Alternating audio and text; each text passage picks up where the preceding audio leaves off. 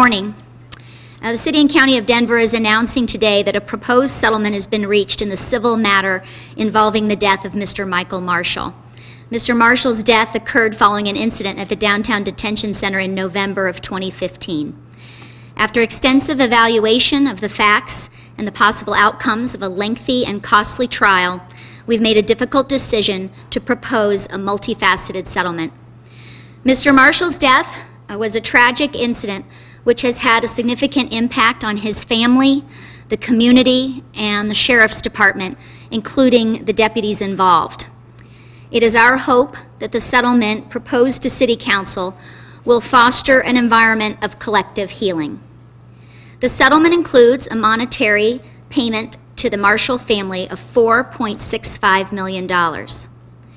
The proposed settlement also contains several non-monetary commitments by the city to support efforts that are already underway within the Sheriff's Department to better address the treatment of inmates in our Denver jails who are suffering from mental health issues.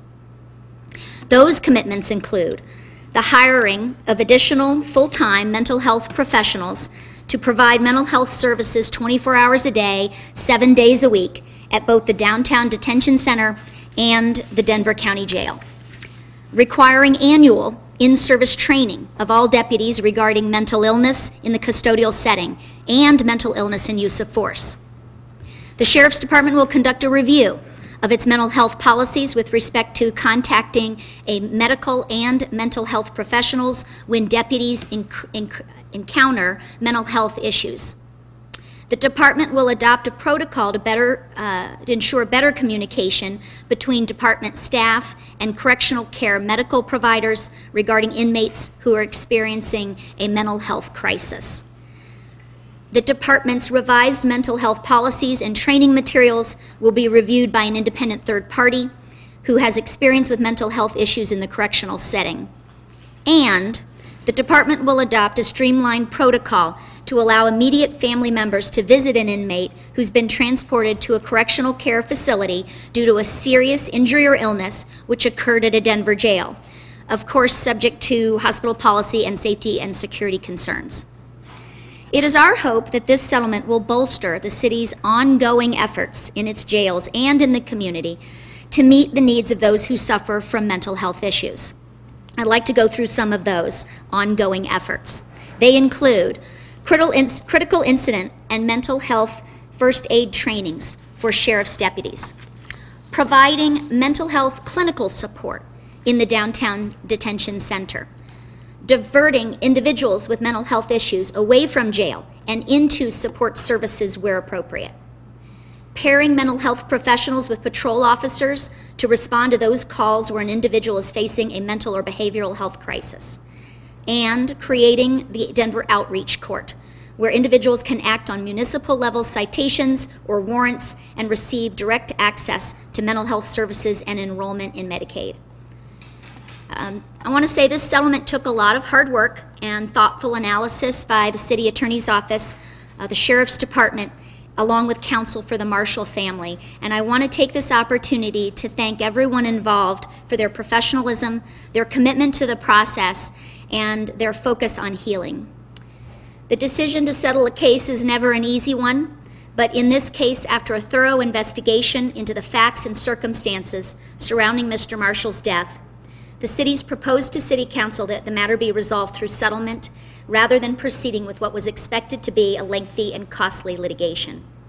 We expect City Council is going to vote on this on November 13th. I'll take any questions.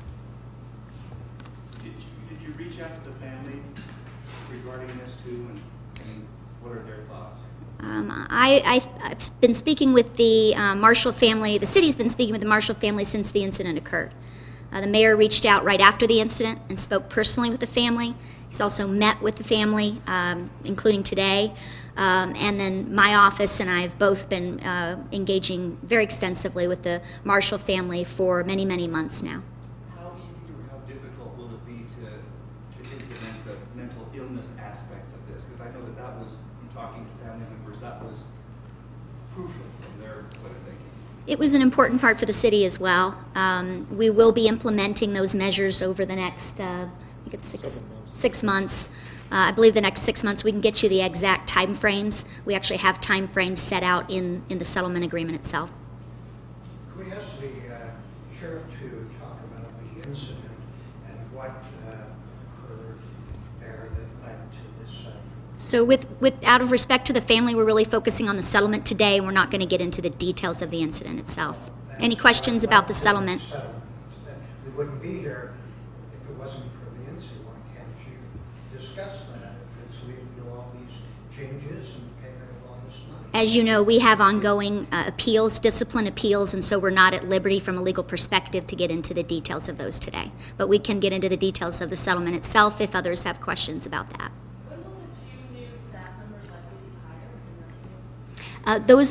We've included those as part of the 2018 budget. The budget's going to be voted on by City Council. Assuming that's approved, we will be, well, regardless, we will be hiring them shortly after the first of the year. I'm sorry, in the back, in the black shirt. You all went through a very lengthy process to revise the use of force policies. Did that process deal adequately with mental health issues, or why were some of these things not? Why did they not come forward during that process? Well, the reform process is continuing. So there were improvements made in how we address mental health in the jails as part of a reform process that started a number of years ago. Certainly, this incident involving Mr. Marshall's provided us further opportunity to include greater enhancements. And so we're grateful for that opportunity. On the other side of this, and if the sheriff can talk, I'd love to hear from him.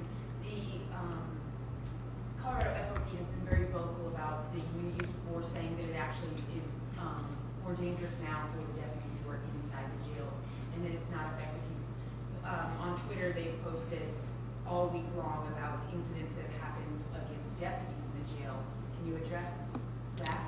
I can talk a little bit about that. You know, we've been going through a tremendous amount of change over the last few years as we go through this reform process. New staff, helping the new staff understand the policies and how to relate with what I think is a very, very difficult population. And so there's always a lot of growing pains with that. People are afraid of change. So as we roll out these new policies, you know, I'm committed to making sure that the deputies understand the components of the use of force policy, to make sure that we're providing them with the resources that they need to handle and to deal with this difficult population. And that includes resources for their own mental health. That includes training to help them understand the mental health and how to deal and de-escalate those individuals. One said that many of the deputies were now so scared to be fired or disciplined because of the use of force policy that they're not really doing anything, which is making the jails much more dangerous. And that's part of the learning process, and we're continuing to do that. We've recently established a work group with deputies to sit down with them and help us understand from their perspective in terms of boots on the ground, what's working, what's difficult, what they don't understand, so that we can help them understand better, and if we need to provide additional training, do that as well. So, you know, we anticipate that anytime we roll something new out, especially when it's a big change. So we're hoping that through this learning curve that we'll be able to help them understand and get them the training that they need. Do you have any stats that say how many of the inmates are, or how many that are booked in daily are dealing with mental health issues? We have some general, I mean, there's varying levels of that, and we call them S codes. We think that about 25% of the inmate population are either on some type of psychotropic medication or have some severe mental illness. That's fairly significant. When we look at even the less significant mental illness, there's even more. And so it's a scale on the severity. Sheriff, can you give me an idea or an example? Just, I guess I wanted you to go into a little bit more detail where the city attorney was talking about annual in-service training for all deputies regarding mental illness in a custodial setting, regarding use of force too. Just, if you can, shed a little more light on that training and just expound on what you were just talking about. Yeah. Regarding that. Yeah, well, one of the things that we committed to do back in 2016 was mandate that all of our staff go through this crisis intervention training.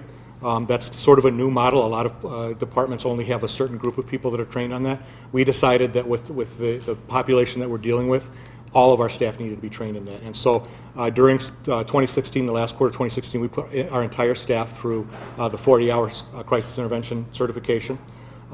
In addition to that, we've mandated a 10-hour mental health first aid training that is going to be an ongoing refresher course in mental health dealing with the mental health. Another unique thing that we've done is we've mandated that all of our probationary employees take and pass the CIT certification during their probationary year. So in effect, making it an essential function of the job. So they're all required to go through that during their first year of employment.